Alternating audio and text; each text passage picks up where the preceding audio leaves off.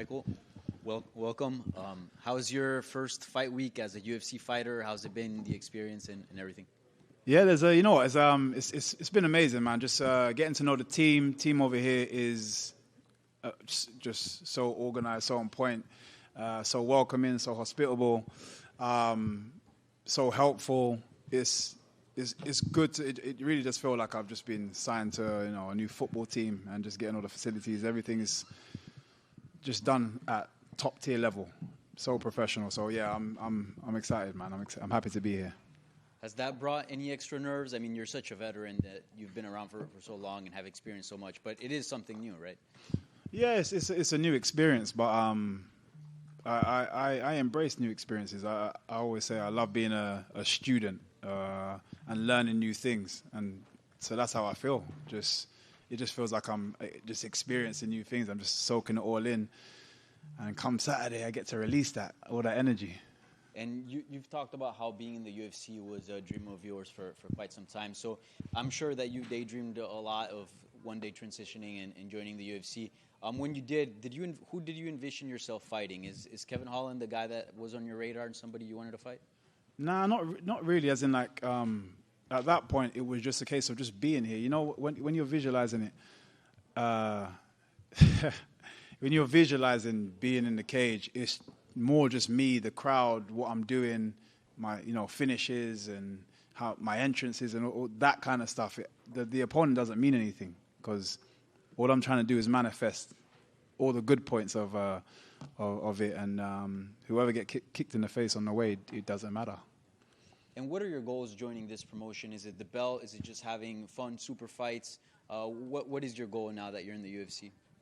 I don't do things just to make up numbers. So we're here for the belt. I'm here to get the bling. So getting to the top is key, which is why I start with somebody or the likes of Kevin Holland. It needs to be that type of challenge. There's no point. I don't have time to be trying to build myself up, and I don't need to. And that was a conversation that I had, with the UFC. They were, equally in agreement of that, and I think they've shown their intentions by giving me Kevin Holland first. Lastly, what does the path to the title look like for you?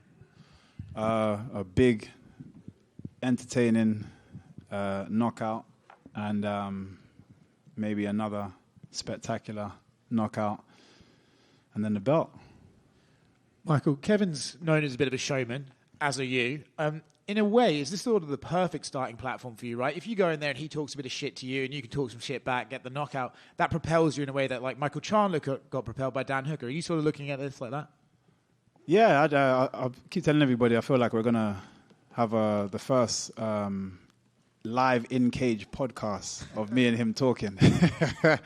But, it's such a great fight, I think, for so many different reasons. He loves to strike, I love to strike, his entertainment fact, he loves to talk, I love to kick people in the face. It just works. He does like to strike, and we've seen him make some deals in the past about staying on the feet and cutting out the grappling. Do you kind of feel like he might make that deal with you or no? He is definitely not going to make that deal. I think he's had a taste of that style already. And, I don't think he's going to want to use as many of his attributes as possible to make sure he wins this fight.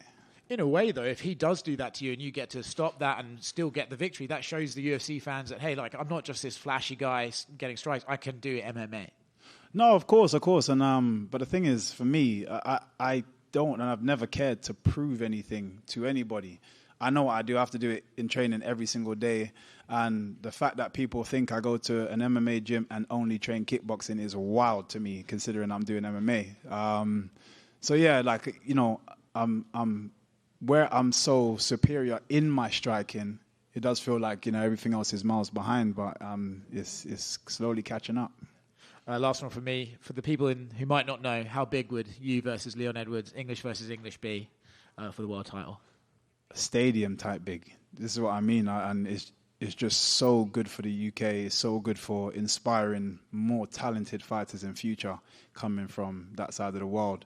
I'm just going to keep manifesting. I'm going to keep putting it out there, and we're going to make it happen. Right here, next to you. Kind of going off of that, I know a lot of people want to see you in the UFC before, but given the state of UK MMA now with Tom and Patty and Molly and now you and Leon, is now the perfect time to kind of join the UFC, considering like that part of the world is seemingly never been better? Yeah, 100%. And this is why I say I think things just happen for a reason. I'm a big believer, and everything happens for a reason. And everyone's like, I felt like you should have been here years before and this and that. No. It happens for a reason. And as you say, look at the state of the UK MMA now. It's just a perfect time to add an explosive, exciting, very good-looking guy. I know you had a few things to say about the UFC gloves, but have you had a chance to actually get into the octagon? Because in Bellator, there's not a lot of corners. You can't really corner a guy in there in the circle. Mm-hmm. Yeah, so I've actually been in the cage. The cage is fine. The canvas is unbelievable. It's amazing. It's perfect for my style. It's got so much grip and traction for me to be able to move. Yeah, it's just going to make me that much more dangerous. Do you think the Bellator cage limited you in that, in terms of grip and the lack of corners and the circling and everything? You know what it is? For me, it was slightly inconsistent, because there'll be certain times that they spray it to clean it, and it would leave a slight film on top. And for someone of my style, having any kind of slippery surface is just difficult, But this one, you can tell just the quality and how consistent it's going to be, regardless of they can put whatever on, and it's got grip. So, yeah, I'm definitely looking forward to performing in this cage. Speaking of Kevin, did you know he's, I think, a second-degree black belt in Kung Fu? Yeah, in Kung Fu. Yeah. When they introduce him, he goes, Bruce Buffer goes, he's a Kung Fu fighter fighting out of so-and-so. He's a Kung Fu fighter. So here's my understanding, because I started in Lao Gar Kung Fu. Yeah. We have sashes, not belts. I don't think it's second degree something. Okay. Because if he said that, then he's lying to you. This is someone else saying. Okay. He does have a background in Kung Fu. Okay, no, that's cool, man. It's good to see two Kung Fu, opponents kind of collide. It reminds me of I don't know if you've seen this film, Twin Warriors, or it's called Tai Chi Masters, depending on what side of the world you get it. One of my favorites. It's a Jet Li movie, unbelievable. So yeah, we're two Twin Warriors. And then the last one for me. Can I get your thoughts on the main event between Sean and Cheeto? Man, it's a great fight, great storyline to it as well. Because obviously the first one is a bit controversial in terms of how it ended, but for me, O'Malley's just he's got something special that he just keeps, and he seems to be getting better and better and better. Obviously similar to myself, his timing and stuff, but also seeing his jiu-jitsu ability and stuff as well. Yeah, for me, I'd put my money on Sean O'Malley, but it's definitely a difficult fight. Michael, right here to your right.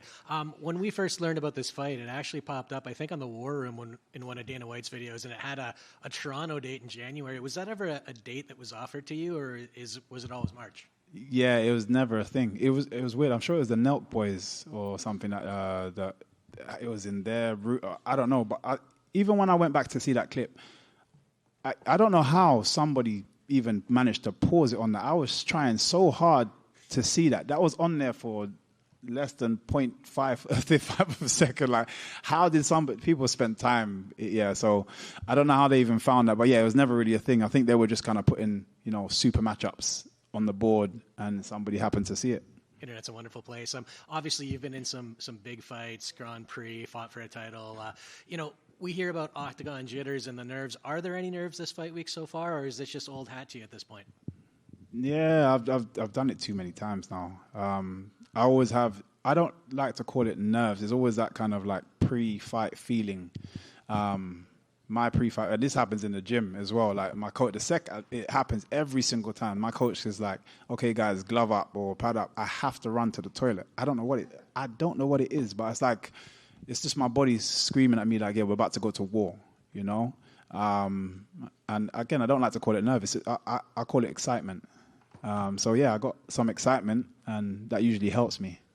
Last one from me. I mean, obviously coming over from Bellator, what is the main difference you've noticed between the promotions so far?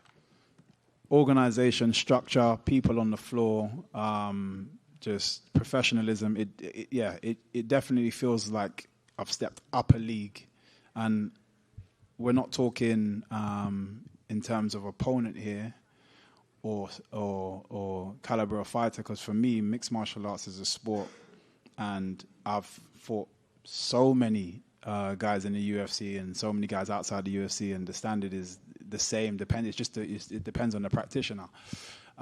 It's more about what's happening out there. The guys are so on it, so helpful. Seriously, that's for me is the key thing. Even just having to make weight and these guys sorting out your foods and your nutrition, and just it's just so helpful. And I'm so used to having to organize all that kind of stuff myself. Not having to think about that kind of thing, it really does play a massive part in your experience coming into a fight. Michael, right here. I think one of the unique things about you, covering you through your Bellator years, was you were always you would always mention how one day you would go to the UFC. Like, you didn't hide that. You didn't give politically correct answers. I guess, why did you manifest that so early on? And I guess, why did you see yourself, no matter what happened, ending up here? It was, I guess, for me, is because it was my intention at the start. So it wasn't something that I've ever lost sight of. I was a typical fan before, so I only knew UFC. You know, I was probably the guy that would probably ask you the question, "Do you do UFC?" You know, at the time. So going into mixed martial arts was me wanting to go to UFC, to the point where I was considering moving to America, because at the time I was like, well, the only way I'd be able to be good or even learn mixed martial arts is that I'd have to move to the States. You know, this is just me being clueless, that not knowing that there's mixed martial arts everywhere. Until I came across my gym, London Shoot Fighters, and then, just fell in love with the team there, the guys, the coaches there, and then kind of started my journey from there. But I think I've just never lost sight of wanting to eventually come here at some point, just because it was my original goal. So yeah, I think that's why I just want to manifest what got me started in the first place. Michael, over here. Obviously, you mentioned that this is a dream come true for you. So how and when did those conversations start with the promotion, and when did you really, have it sink in that, hey, I'm about to go make my UFC debut? So interestingly enough, actually, I think their first reach out, which was kind of a mistake on their part, because it kind of showed their interest. Basically, when I did my bare knuckle fight and I announced that I'm doing my bare knuckle fight, people started reaching out like, oh, does that mean he's a free agent? And obviously the UFC reached out like, is he a free agent? And we're like, oh, so somebody's interested, huh? So obviously that was them initially, and it was like, oh, no, still with Bellator, got X amount of fight, but I've got this amount of time left, and then we can speak thereafter. And then the conversation just remained open, if you know what I mean. So, so we kind of started from there, and then it's weird. It was a bit of a longer process in the beginning, and then it just sped up right towards the end, to the point where we even just the announcement of the fight, we hadn't even confirmed everything. I want to say that three days before. So yeah, it's been a crazy ride, a roller coaster ride. Hi, Michael. Greetings for Ecuador. Do you think winning this fight will put you in the ranking a possible title career? Sorry, say the last bit again. Do you think winning this fight will put you in the ranking and a possible title career match? Okay. Oh, yeah, 100%. I think the reason, like I said, the reason why I've even got a fighter of this standard, at this level, is because of their intentions is aligned with mine of wanting me to be at the top. I think, what I always say, I think the added value that I think I bring is that I'm very capable of marketing myself without anybody. I'm very good at marketing. I'm very aware of how to utilize certain spaces to help market myself. And I think they understand me with a title and my brain and how to market as well. It's great for everybody, all parties involved. So yeah, definitely, this win will put me up there. How you doing? You all right? Good. I just wanted to get your thoughts on Ian Gary, because in the last media day, he gave a prediction to the fight and basically said you got no chance against Kevin Holland. So I just wanted to... Yeah, I think everyone's entitled to their opinions. I never like to need to crush anybody for their opinion. He's allowed to share his thoughts because he's doing it at the top level now. I also think that's a little bit of worry. I think that's a little bit of, I hope he gets crushed, because it means then I'm not in line for anything.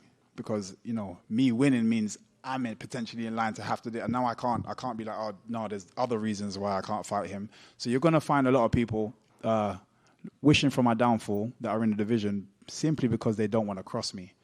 And they know what that's going to mean. So, yeah, that's how I see it. I don't need to tear him down for anything. You're happy for your opinion, happy to take it on board, and happy to throw it back in your face when I knock him out.